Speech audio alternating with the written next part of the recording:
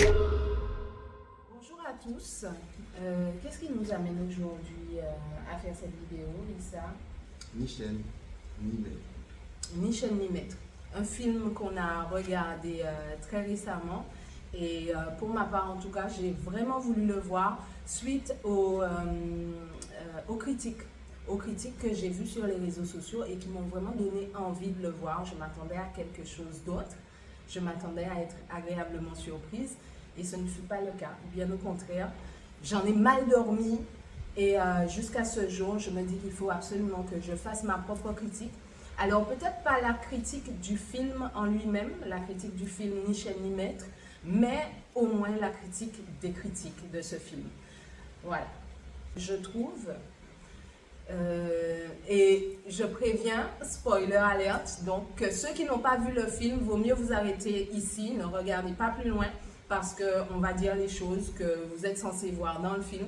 Donc si vous pensez aller le voir, allez-y. Mais voilà. Donc pour moi, ce film aborde le marronnage issu de l'esclavage de manière trop aseptisée par rapport à la réalité. Alors, ce film est certes pas, et clairement pas en tout cas un film historique, ni un but historique, mais je trouve qu'il manque énormément de références historiques et pour moi c'est fort dommage parce que si je dois faire en même temps une critique du film hein, sans comment dire, prendre en considération l'objectif de départ du film, je trouve qu'il y a un mélange de genres, entre le réalisme et donc le film narratif et le film comment dire, burlesque, quoi, le film satirique. Surtout quand on parle, déjà dès le début, quand je vois le personnage du maître, comment il joue, dans sa manière de jouer, dans sa posture, dans sa manière de parler aux esclaves de manière presque sympathique en fait. Donc tout de suite, il arrive et puis c'est comme si en fait on cherchait presque la sympathie. Il n'est pas méchant en fait, c'est un gars super gentil. On se demande même pourquoi c'est un maître d'esclaves. Voilà, donc ça me dérange énormément. Ça m'a beaucoup dérangé. J'ai eu le sentiment, en tout cas à la fin, que tout ce qui est bourreau, en fait, le côté où les esclavagistes sont des bourreaux, a été vraiment passé au second plan. En fait, tout a été fait de manière léchée pour qu'on ne comprenne pas pourquoi finalement les esclaves, ils étaient si maltraités que ça.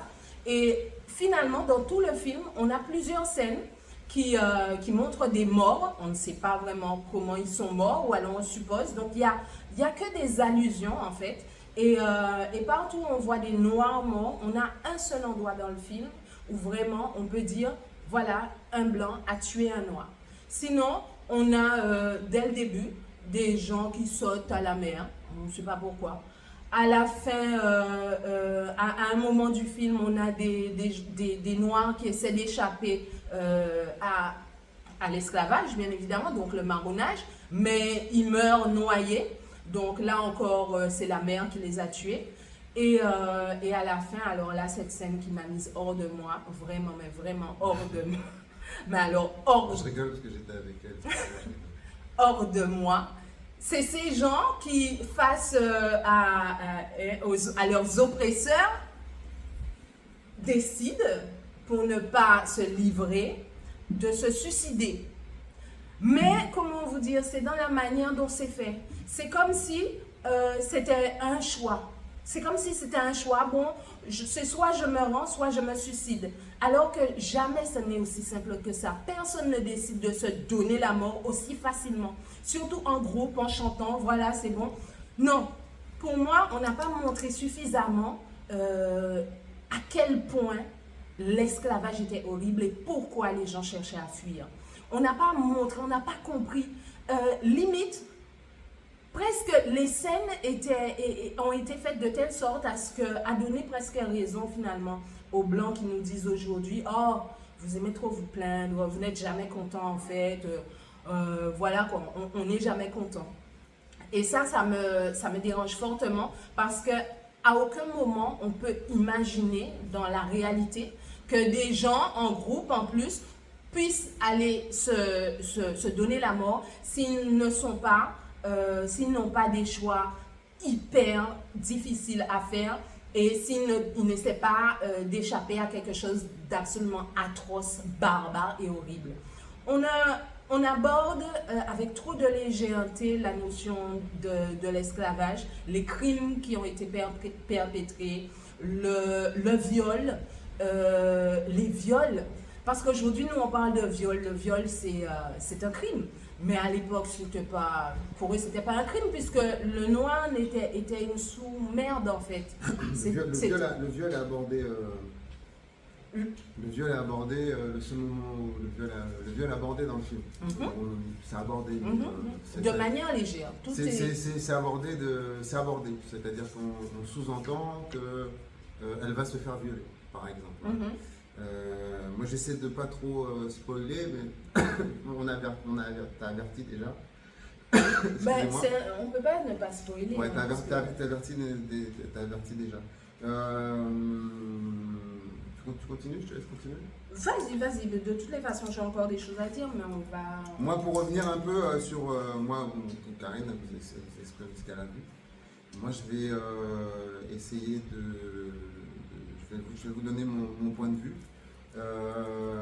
Le point de vue positif, ce que je vois de positif dans le film, déjà, c'est que on en parle, ça nous en fait en parler. Voilà, on va dire ça ouvre le débat. Même si justement nous on a des critiques à donner, il y en a d'autres, mais au moins ça ouvre le débat. J'ai vu que les Mauriciens aussi étaient contents qu'on parle de cette histoire de chez eux, puisque comment dire, on n'a pas ici en Guadeloupe, comment dire, les Antilles, comment dire ça, c'est pas que nous l'esclavage, c'est pas que nous, donc c'est bien que les Mauriciens aussi on puisse les ramener à cette histoire qui nous lie avec nous les Antilles. Et les Amériques et beaucoup d'autres, les Kanaks aujourd'hui, beaucoup d'autres, d'accord. L'Afrique aussi en général, puisque l'esclavage, il ne faut pas oublier qu'il y a eu l'esclavage sur toute la côte ouest africaine quand la traite a été arrêtée, quand le transport a été arrêté, quand le business du transport a été interdit par les Français et les Anglais, c'est-à-dire qu'ils ont aboli la traite négrière. Sur place, en Afrique, il y a eu l'esclavage, pour preuve, il y a eu l'abolition de l'esclavage au Sénégal ou en Guinée, très, très tardivement, et voilà. Donc 1848, il y a eu aussi l'abolition de l'esclavage dans des, je sais plus, je crois que c'est septembre, ici c'est mai, dans septembre c'était le Sénégal, quelque chose comme ça, je n'ai pas les dates exactes. Mais pour dire que cette histoire de l'esclavage, elle nous est commune à beaucoup d'endroits sur cette planète. Et donc le marronnage, puisque le marronnage, c'est cette volonté de survivre à cette histoire et à ces conditions de vie qui étaient horribles. Et effectivement, je suis d'accord avec toi, je trouve que le spectateur, il est traité par rapport à ça avec condescendance. D'accord ? J'utilise ce mot parce que, comment dire, quand on le met à l'envers, quand on le met dans l'autre sens, ça fait descendant de con un peu, voilà. Et je trouve qu'on doit respecter le public, qu'il soit blanc ou noir, et dire la vérité sur l'histoire. Ouais. On a tous ce mérite-là de connaître la vérité, qu'elle soit dure ou pas. C'est la vérité, la vérité, c'est la vérité. Et c'est un sujet qui a déjà été traité plein de fois. Donc le marronnage, avec même, on en discutait tout à l'heure, toutes les fuites qu'on voit du sud des États-Unis vers le nord, Harriet Tubman, Beloved, toutes ces choses-là, c'est du marronnage. Ouais. C'est des gens qui fuient la servitude pour avoir la liberté. Donc, nous, on a ça dans notre chair, dans notre sang. Donc, quand on regarde ça, on a ça dans notre chair, dans notre sang. Personnellement, moi, je me suis cultivé beaucoup sur ce sujet-là. J'ai fait des recherches. J'ai été chercher. On m'a souvent dit, j'ai des amis. Je sais que, par exemple, il y a des films comme ça, ils ne veulent même pas les voir. Ils se sentent trop fragiles ou trop sensibles. Ça remue trop de choses en eux. Moi, je pense, pour moi, ça a été une thérapie de faire face à cette histoire. Oui. Mais Juste une parenthèse. Moi, je tiens à dire, et tu as dit cette chose qui me marque hein, et que je vais répéter souvent, c'est que chaque jour, il y a des enfants qui naissent. Ça, c'est Issa qui le dit. Chaque jour, il y a des enfants. Marcus Garvey.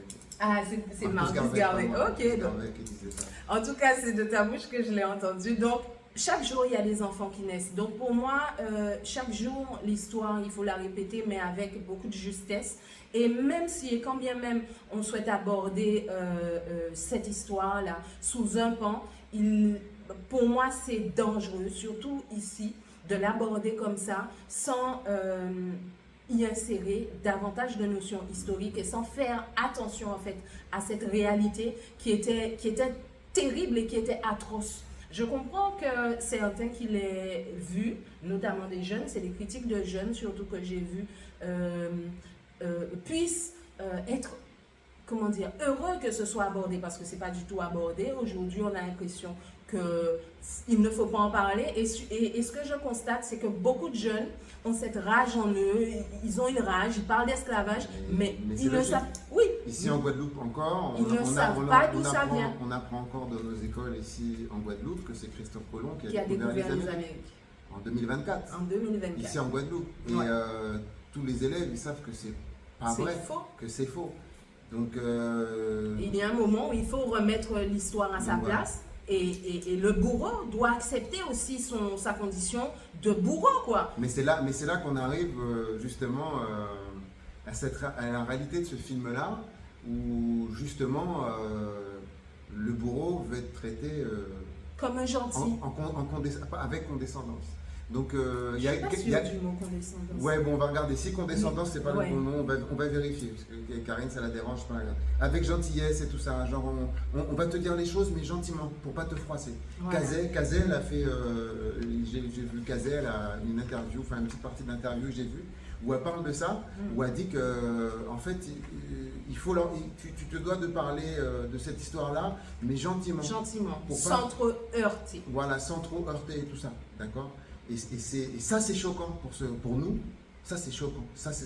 Pour moi, ça, c'est une violence. C'est choquant pour nous. Pour moi, c'est une violence. Pourquoi c'est choquant pour nous? Parce que toi, tu ne l'as pas vécu. Voici ce qu'on va te dire. Ah ben, bien toi, sûr. tu ne l'as pas vécu. Moi, je ne l'ai pas vécu. Je n'ai pas vécu l'esclavage. Pourquoi ce serait choquant pour moi? Mais moi, j'ai une réponse à ça. Parce que j'ai une réponse à ça. Ça fait longtemps que j'ai ces discussions-là. Et qu'on me disait, ouais, mais moi, j'y suis pour rien. Écoute, moi, c'est pas de mon époque.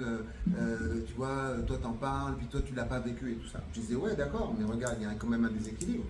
Puisque toi, tu vis avec les bénéfices matériels de cette histoire-là. Parce que le pays s'est développé, les richesses, les écoles, la culture, et blablabla, et blablabla.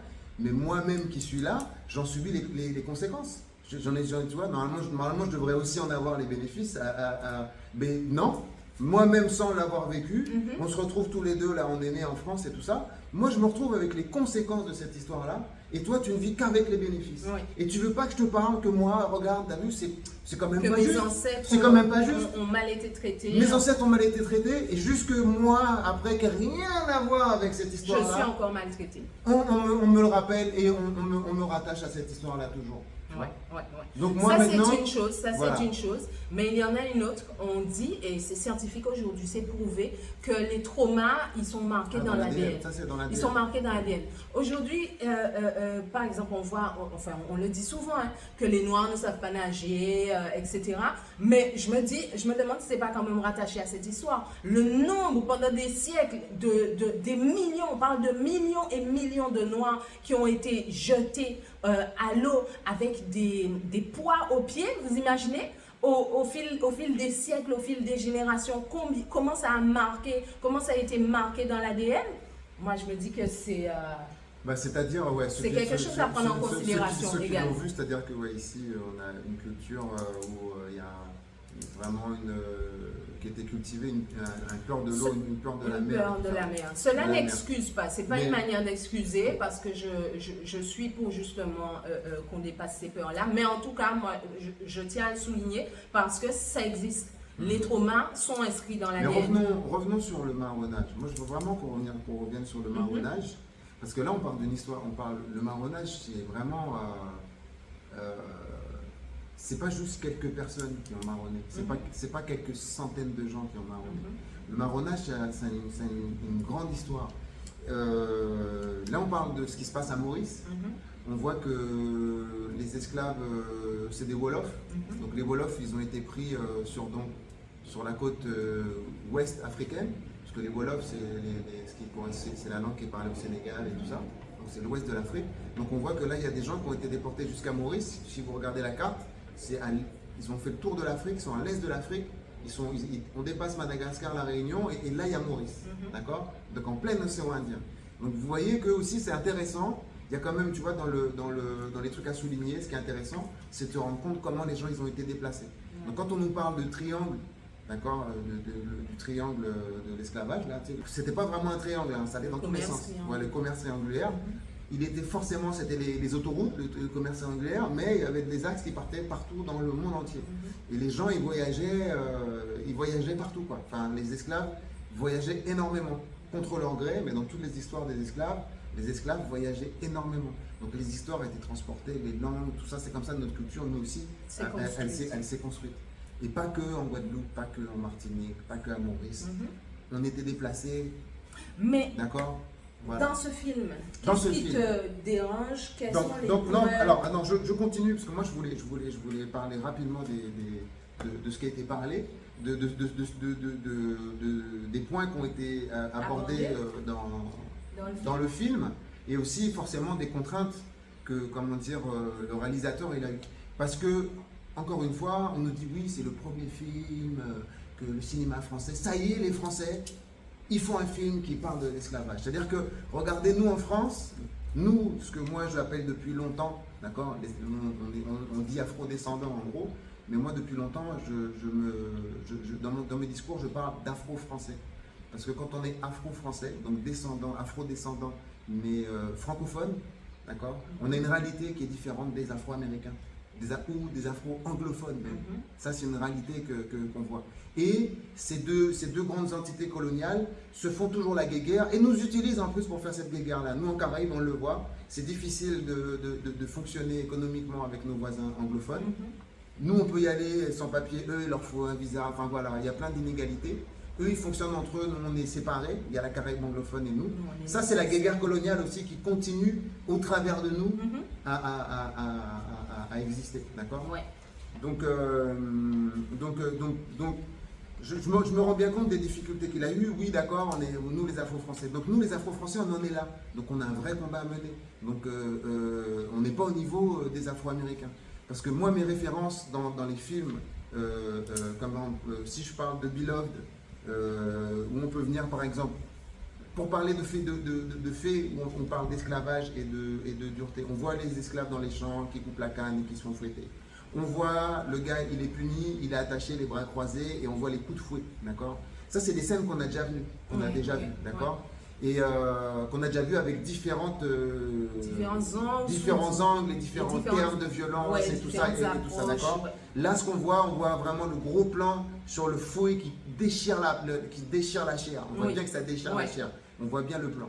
Des plans comme ça, on a déjà vu dans d'autres films. Et ça fait toujours mal, c'est toujours choquant. Ça fait toujours mal. Mais par exemple, dans Glory, quand Denzel Washington, étant dans l'armée américaine, il se refait fouetter par le gars de... Enfin, il y a une scène dans Glory, si vous connaissez Glory, ce film Glory, où il se fait fouetter et il enlève sa chemise. Derrière, il a le dos qui est déjà rempli de cicatrices, il a un arbre dans le dos, et puis il enlève son t-shirt, sa chemise, et il se retourne vers le gars qui le fouette, et il y a une larme qui coule. Cette scène-là, elle a une autre teneur, elle n'est pas visuelle, mais en dedans de vous, elle a fait autre chose encore. Ce goût amer qui coule dans votre gorge quand vous regardez ça, quand on voit l'image là du fouet, c'est autre chose, d'accord? C'est fait aux yeux un petit peu. Et ça reste gentil, parce que dans le corps, il y a d'autres films, d'autres références de films qui sont pires. Donc, dans le cinéma américain, ça fait longtemps qu'on a des films comme ça. D'ailleurs, à souligner, les Américains, ils ont sorti un film sur le Chevalier Saint-Georges, notre grand héros français des époques des Lumières, notre grand héros guadeloupéen. D'accord? Les Américains l'ont fait, les Français ne l'ont jamais fait. Ils ne donnent pas l'autorisation de le faire. D'accord? C'est pas qu'il n'y a pas la volonté, c'est qu'il n'y a pas l'autorisation de le faire. Là, ils ont fait un premier film, on va dire que c'est un premier pas, mais Moi, j'ai envie de vous dire, c'est un premier pas, mais arrêtez de vous foutre de notre gueule. Arrêtez de vous D'accord. foutre de notre gueule. Et respectez votre peuple qui sort de la Révolution française, votre peuple qui découpait des têtes il y a que 200 ans, d'accord. Votre peuple qui était derrière Napoléon, qui a envahi toute l'Europe. Oh, arrêtez, arrêtez, il y a eu tellement de souffrance dans ce propre peuple-là. Regardons la vérité en face, d'accord. Moi, c'est ça qui m'énerve, c'est ça qui m'énerve. Tu parlais de faits historiques, ils ont parlé un petit peu du code noir, d'accord. Qu'est-ce qu'on voit? On voit le mec qui sort un livre. On voit qu'il sort un livre, il lit oui, on va couper l'oreille et le jarret. On voit il coupe les oreilles et le jarret. Et là, il n'y a pas de gros plan, par contre. D'accord. Ouais. On voit la fleur de lys qui est tatouée dans les scènes qu'on voit. Ça, référence historique au code noir. Le code noir, c'est Colbert. Regardez, moi par exemple, il y a combien de rues Colbert dans les villes en France? D'accord. C'est-à-dire que Colbert, ça reste une personnalité du patrimoine français. C'est le mec qui a fait le code noir. D'accord. Non, mais c'est que aussi, non, mais pour dire dans le code la noir, situation de la France. Mais le code noir aussi, dedans, et ce que j'entends trop, c'est cette volonté d'humaniser, enfin, de protéger les esclaves, d'humaniser quelque chose qui est barbare. Alors, donc ça vient comme quelque chose qui est mieux dans une situation qui est atroce, et ça, non. On ne peut pas accepter ça ou le voir de cette manière-là. Alors, le code noir, moi je parlerai de plusieurs façons du code noir, d'accord. Le code noir, il s'aborde de différentes manières.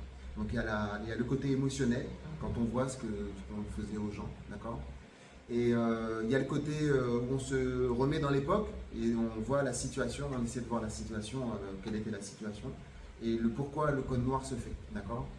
Il n'y a aucune volonté dans le code noir de faire du bien aux gens, parce que c'est un code pour gérer l'esclavage. Oui, gérer des biens meubles en esclavage, d'accord. La volonté du code noir, c'est d'améliorer le business, d'accord, puisqu'ils se rendaient compte à l'époque qu'ils perdaient de l'argent. Parce que c'est-à-dire que quand on vous parle de violence par rapport à l'esclavage, pourquoi le code noir se fait? Parce qu'ils estiment qu'il y a trop de planteurs qui traitent mal leurs esclaves et qui gaspillent la marchandise. Ouais. Il y a des pertes en fait. Il y a trop de pertes humaines. Il y a trop de pertes humaines. Le code noir vient là. C'est nous qui disons humaines en fait. Il y a trop de nord bien là. Le code noir, j'aurais aimé vous donner la date pour se mettre dans les trucs, mais c'est quand même assez tôt dans les 400 ans d'esclavage, d'accord, dans les 400 ans. Parce qu'il y a 400 ans, donc il y a le nombre de générations qui passent là, chez les esclavagistes et comment dire, et chez les esclaves, c'est beaucoup de générations passent. On se remet dans le contexte, eux, ce qu'ils veulent, c'est améliorer le business. Et ils se rendent compte que pour améliorer le business, il faut améliorer la condition de vie des esclaves. C'est-à-dire que on était à un tel niveau que les esclaves étaient considérés comme des animaux, donc comme des vaches. Donc quand ils étaient débarqués chez les planteurs, on ne les mettait pas dans des cases et tout ça au début de l'esclavage. D'accord. On les mettait dans des parcs. On les mettait dans un parc le soir quand tu rentrais du champ. Voilà. Et puis après, si tu voulais un abri, il fallait te le construire toi-même. De toute façon, on te faisait construire l'abri. Voilà. D'accord. Donc ça, c'est la réalité. Le code noir, il vient pour améliorer les conditions des esclaves, pour améliorer le business, pour avoir moins de pertes de marchandises, pour que la marchandise puisse gagner. Et puis en plus, ce qu'ils cherchaient à faire, c'était gérer la reproduction. Parce qu'au début, la reproduction ne fonctionnait pas. Mais quelque part, infanticide. C'est bien ce que je ressens dans ce film et qui me gêne beaucoup. C'est ce côté où... mais en fait, c'est comme si il traite bien les esclaves. Voilà, il traite bien les esclaves et en fait, si vous ne cherchiez pas à fuir, eh bien tout se passerait bien, quoi. Bah, c'est ce qu'il leur dit, regarde. Ouais, restez cool, quoi. Enfin, on n'est pas si méchants, regardez en fait. Regardez. Voilà, quoi. Et ce discours-là, il est... colonialiste. Bah, il est colonialiste, et puis, comment dire, c'est terrible de mettre ce truc-là et de nous faire croire qu'il y avait des gentils dans l'histoire, qu'il y avait des gentils dans l'histoire, vu que... et le gentil parce que qui ne dit rien consent. Donc il y a forcément des gens qui ont toujours eu de l'humanité, peu importe, et d'autres qui en étaient dénués, peu importe qu'ils soient blancs ou noirs. Ça, c'est pas c'est pas le propos. C'est pas le propos, mais on parle souvent dans l'histoire de l'esclavage du laisser-faire. C'est-à-dire que on parle beaucoup du laisser-faire, c'est-à-dire que il y en a qui, même, alors on en disait tout à l'heure, il y en a qui disent aujourd'hui, ah ouais, mais moi, j'y suis pour rien. Mais à l'époque, il y en a qui te disaient, ah ouais, mais moi, j'y suis pour rien dans l'esclavage. Mais tu manges du sucre quand même, enfin, tu vois, par exemple, tu manges des bonbons. Donc quand si tu es dans qui ne dit rien, consent, d'accord? Qui ne dit rien, consent. Et quand tu dis rien et que tu consens, tu es aussi coupable. Complice, Tu es aussi complice et coupable. Donc le niveau, moi, de ma vision par rapport à ça, il en est là, quoi, tu vois. Il faut arrêter de se cacher derrière les choses. Et je pense il faut respecter le public. Ouais. Il faut dire la vérité. Il faut dire la vérité. Je pense que tant qu'il n'y aura pas justement une véritable volonté de réparation, on ne peut décemment plus demander aux Noirs, aux descendants d'esclaves, d'oublier l'histoire, d'arrêter d'en parler. Non, mais de toute façon. Et puis c'est l'histoire, quoi. Ça sert à rien, voilà, ça sert à rien de nous demander, c'est l'histoire, c'est pas l'histoire des. Moi, je le souligne souvent, c'est pas l'histoire des Noirs. Hein. Déjà, Noirs, ça n'existe pas. Ce sont des Africains, c'est des gens qui viennent d'un continent renommé, Afrique, et avec des noms Yoruba, Bambara, Wolof. Bon, là, c'est bien, on parle. Au moins, il détermine les gens, il les cite. Ah oui, ça j'ai apprécié quand même. Il a bien listé. Il faut parler de, comment on dit, qui est Haïtien d'Idaray Blanc, c'est ça? Haïtien d'Idaray Blanc. Oui, mais il y a des petits côtés positifs. Il faut reconnaître les côtés positifs. Mais globalement, moi je dirais non. Et si je devais conseiller à mes jeunes d'aller voir ce film, non, je ne les conseillerais pas de regarder ce film. Moi, je dirais à personne ne va pas le voir. Moi, personne ne va pas le voir. Personnellement, moi, j'aime que les gens aillent voir et qu'on puisse en parler, d'accord? Parce que parler sans savoir, sans l'avoir vu, c'est quelque chose. Je me rends bien compte aussi que moi, c'est un sujet qui me touche, pour lequel j'ai fait des recherches, que je continue à en faire. Mais qu'il y a d'autres personnes, même marrons, ils ne savent pas ce que ça veut dire. Enfin, marronnage, l'esclavage. Ça pourquoi? Parce que dans l'histoire de France, à l'école, on n'en parle pas, on ne parle pas d'esclavage. Si on ne parle pas d'esclavage, comment on parle de marronnage? D'accord? Moi, je sais que, par exemple, dans le marronnage, il faut arriver à vous rendre compte à des dimensions que là, on parle de quelques esclaves qui partent, qui vont se cacher dans les bois et tout ça, d'accord? Le marronnage, il y a eu une autre dimension dans le marronnage. Il y a eu la commune des Palmarès, par exemple, actuellement Nord-Brésil, au Guyane, on va dire ça. Juste pour parler rapidement, la commune des Palmarès, elle a été attaquée une première fois par les Portugais, ils se sont fait éclater. Et c'est les Anglais après qui ont réussi un petit peu, mais pas vraiment, puisqu'en Guyane, il y a toujours les Bonis, il y a des descendants c'était la commune des Palmarès. Donc il y a toujours les Bonis, il y a une communauté marron, les descendants de ces gens qui n'ont jamais connu l'esclavage et qui ont fui, qui ont réussi à détourner des bateaux, qui ont fait des choses comme ça. Et ils étaient organisés sur place. Il y a un livre sur la commune des Palmarès où justement il y a les deux rapports des commandants, le portugais et l'anglais, et ils décrivent qu'ils arrivent, ils sont face à des armées, il y a 60 000 soldats, enfin c'est super organisé. Donc si pour avoir soit une armée de 60 000 hommes, imaginez ce qu'il y a derrière, d'accord? Donc le marronnage, c'est pas une petite affaire. Le marronnage, on le retrouve dans la piraterie aussi, parce que les pirates, ils libéraient les esclaves. Et les esclaves prenaient des bateaux. Il y a eu des bateaux de pirates qui étaient uniquement constitués d'Africains, d'accord, d'esclaves marrons, d'Africains. Et ils pouvaient pas. La situation était telle que, dites-vous bien, il n'y avait pas le choix de pouvoir retourner en Afrique, puisque l'Afrique, elle était occupée, d'accord. C'était très très très compliqué. Donc chez les pirates aussi, regardez un super documentaire que j'ai vu si ça vous intéresse, le sujet des pirates sur Netflix, qui parle de la République de Nassau, puisque Nassau c'était l'une des premières républiques libres du monde, d'accord, où, comment dire, au niveau social, parce que c'est une époque où au niveau social, chez les Blancs, c'était très très très catégorisé. Il y avait les nobles, le clergé et le reste, d'accord. Le reste, quoi. D'accord, au niveau de la noblesse et tout, c'était le reste. Le tiers-état. Après, on a eu le tiers-état. C'était le reste, quoi. La noblesse, le clergé, le Vatican, les deux qui avaient l'argent, et le reste, les outils. Le reste, les outils. Hein, pour faire la bouffe, pour faire la guerre, les outils. D'accord. Donc, ça, c'était très catégorisé comme ça. À Nassau, ils font une république ou au niveau social, c'est au mérite, d'accord? On s'en fout si t'es noble, si t'es pas noble, ceci, c'est au mérite. Tu peux être capitaine d'un bateau au mérite. Pas parce que dans les marines, il fallait être noble et tout ça pour être gradé. Sinon, tu ne pouvais pas accéder au... C'est pas ta connaissance ou ton savoir-faire qui faisait ça. Les Africains, esclaves, c'était pareil. Ils n'avaient pas le droit de monter à cheval, ils n'avaient pas le droit de naviguer. Tout ce qui pouvait leur permettre d'acquérir des connaissances et de s'émanciper, c'était rare qu'ils puissent l'acquérir. Donc il faut se rendre compte de ces situations-là et de la volonté de ces hommes et de ces femmes qui ont marronné depuis des centaines d'années. Donc cette histoire-là par rapport au marronnage, ok, c'est bien, c'est un premier pas. D'accord, c'est un premier pas. Comme je vous ai dit, je suis un afro-français, je connais bien ce pays-là, je connais bien cette réalité avec nous les Africains. Je connais aussi la réalité du grand broyeur de la République française, puisque la République française, c'est un broyeur de culture, d'accord?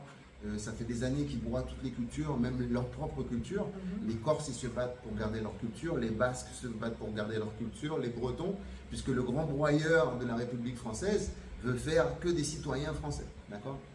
Donc nous, tu vois ce truc-là. Oui, donc ça, normaliser, aseptiser. Normaliser, aseptiser, Voilà. allez, voilà, d'accord? Ouais. Donc par rapport à cette réalité-là, eux, ils ne veulent pas parler de l'esclavage, ils ne veulent pas parler de ah non, on vous a libérés, vous êtes des citoyens français. Et puis ça dédouane aussi des responsabilités, quoi.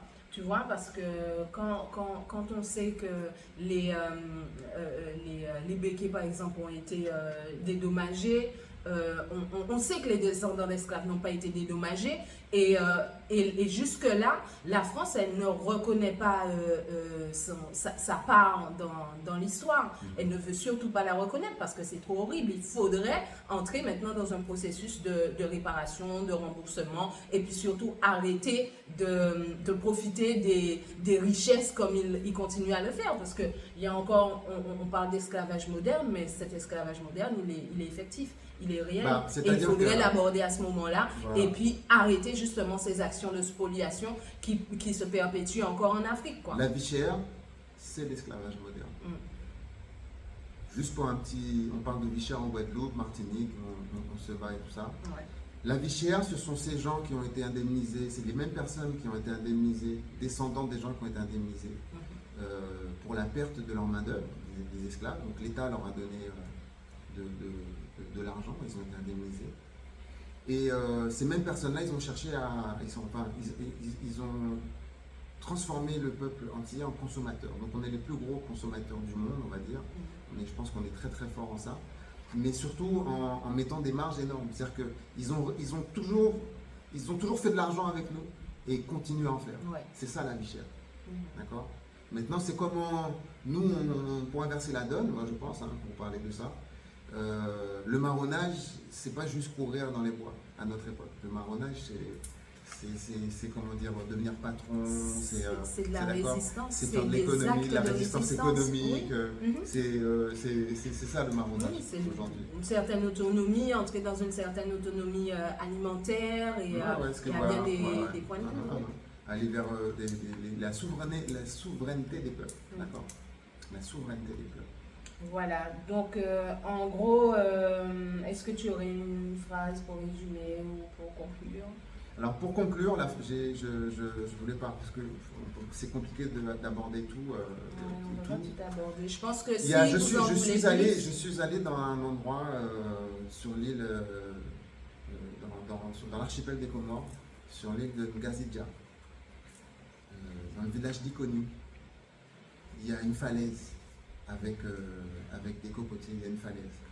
Et cette falaise, c'était l'endroit, donc il y avait un chemin qui menait à cette falaise. Et cette falaise, c'était l'endroit où les femmes et les enfants, d'accord, quand les pirates y venaient, les pirates arabes et tout ça qui venaient, parce que regardez où est la péninsule, où est l'archipel des Comores, dans le canal du Mozambique. Donc quand les pirates, les esclavagistes venaient, qui étaient arabes au début, et puis après les autres, ils avaient cette coutume-là et cet endroit-là était réservé, c'était le dernier endroit de repli, d'accord, pour ne pas se faire capturer quand ils n'arrivaient pas à pouvoir fuir. Donc ils montaient sur cette falaise-là et se jetaient dans le vide, d'accord. Cet endroit-là, j'en ai des frissons rien qu'à en parler. Cet endroit-là, c'est Ikoni. les frères de Ngazidja, si vous connaissez les Comoriens qui connaissent le village d'Ikoni, vont pouvoir vous en parler. On a cette histoire commune avec eux, avec l'esclavage. J'ai un ami qui a une grand-mère qui avait gardé la tablette écrite en arabe et tout, de sa libération, de son affranchissement. D'accord. Une tablette, ça se casse, comme un papier, ça se déchire par rapport au film. C'était intéressant de parler de ça. Ouais, que même en étant affranchi, même en jouant le jeu, eh ben, on se fait toujours avoir. Bien sûr. À réfléchir. Parce que ce ne sont pas les lois écrites par les bourreaux qui vont vous affranchir ou vous libérer. Et ça, on continue encore à le voir. Tant que ce sont ceux qui profitent des lois, qui écrivent les lois, eh bien, voilà, rien ne va changer, quoi. On est toujours soumis, en fait. Ok, donc, ta conclusion, c'est bon? La conclusion, je suis content que le débat soit ouvert. Voilà ce que je dirais. Je vous invite à lire plusieurs livres qui parlent de ça. Ou voir des films aussi, comme Beloved, 12 Years a Slave, qui parle de cette condition justement d'être libre, mais d'être repris et remis en esclavage. Qu'est-ce que je pourrais vous conseiller comme livre? Equiano, l'incroyable histoire d'Equiano, à lire absolument pour vous rendre compte de ce que c'était que la servitude et le non-liberté, et qu'il y a beaucoup de choses qui se sont déjà passées. Parce qu'avec Equiano, on traverse beaucoup d'époques. Voilà, j'ai des lectures à vous conseiller. Un petit comment dire, parallèle avec le film américain. Nous, on est au balbutiement des réalisateurs et des films noirs. On en a vu avec des comiques, avec comment dire, Casse Départ, avec Jean-Baptiste aussi, avec La Première Étoile. On est au balbutiement. Les États-Unis, ils ont eu le Blaxploitation avec Sweetback de Melvin Van Peeper. Donc, je suis content quand même que ça se développe. Que même la jeunesse et puis ceux qui sont un peu plus jeunes que nous, ils parlent vraiment, on en parle vraiment de plus en plus. Il faut continuer, c'est à nous de le faire, hein. C'est pas, ce sera jamais fait de la bonne manière par eux, c'est à nous de le faire. Ouais, c'est sûr. C'est à nous de faire. Après, c'est un béninois quand même qui est le réalisateur. Comme il dit, un afro-français, un franco-béninois. Ensuite, je ne voudrais pas non plus trop lancer la pierre au réalisateur. Non, parce moi, que, non du tu vois, tout. Parce comme que tu as dit, il y a une question de budget. On est en France, on ne peut pas s'attendre non plus à des miracles. Comme je vous dis, en France, il y a un boycott par rapport à le Chevalier Saint-Georges. Oui, mais non, mais c'est énorme parce que même pour vous, même pour les. Oui, vas-y. Donc, mais.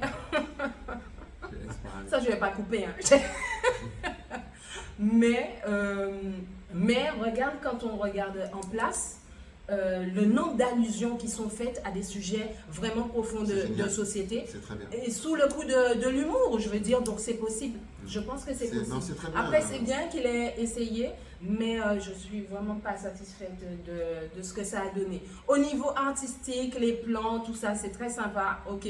Mais maintenant, au niveau de l'histoire et au niveau de la narration, au niveau de la profondeur et surtout du réalisme en fait de ce que ce fut, je suis très déçue. Voilà. La scène avec le bébé là, ça m'a énervé.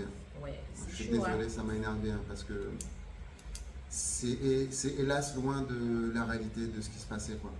Je suis désolé, mais en plus si vous avez vu ou lu Beloved, le livre, et si vous l'avez vu, c'est pas impossible, quoi. La terreur que les gens y vivaient. L'infanticide, c'était très très commun à cette période-là. Qui aurait voulu que son enfant y vive esclave? Vous avez une petite fille, vous savez que vous accouchez d'une petite fille, vous savez qu'elle va être violée, vous avez envie de la laisser vivre? Je sais pas. Et en plus, si vous êtes en fuite, elle se met à crier, elle met tout le groupe en danger, et vous la laissez crier? Non, c'est pas ce qui se passait, je suis désolé. Je sais pas ce qui se passait. Et je pense que justement, cette réalité-là, elle est horrible de se dire ça, parce que le jugement, il vient tout de suite de dire, ah oui, elle a tué son enfant et tout ça. Et mais justement, il faut en parler de ça, parce qu'on ne peut pas juger. Voilà, on peut c'est juger que personne. là, c'est que là On qu'on peut juger comprendre. personne dans cette histoire-là, ni C'est le ça. nègre de maison, ni le.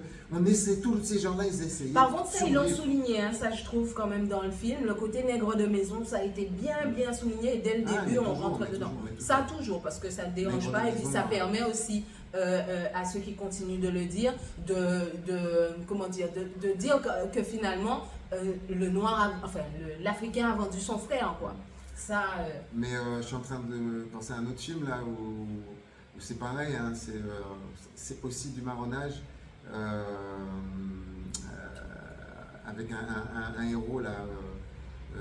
Ah là là, ça me revient pas avec ah oui, qui tue tout le monde et tout ça là. Est-ce que tu parles de Django. Django, voilà, Django. c'est ça, ouais. Django, il y a des scènes Django. Ah ouais, Django à côté, au niveau de l'esclavage, quand dans Django, il y a les chiens qui bouffent le gars là.